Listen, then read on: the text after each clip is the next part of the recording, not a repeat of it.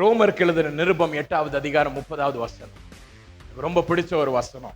என்ன வசனம் தெரியுமா?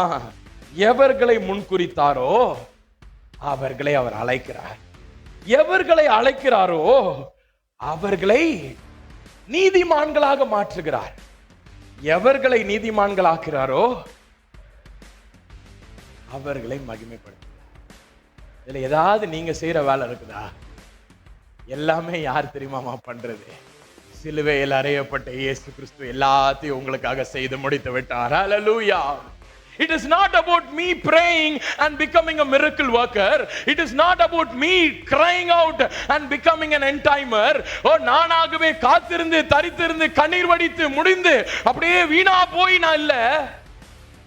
எவரை அழைக்கிறாரோ முன்குறிச்சுதான் அவர் அழைக்கிறாரு.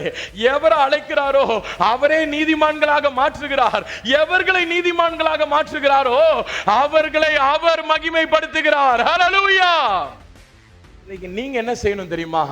அப்பா, என்னால ஒண்ணுமே முடியலப்பா, என்னையே உம்மிடை நான் கொடுத்து விடுகிறேன். ஹல்லேலூயா.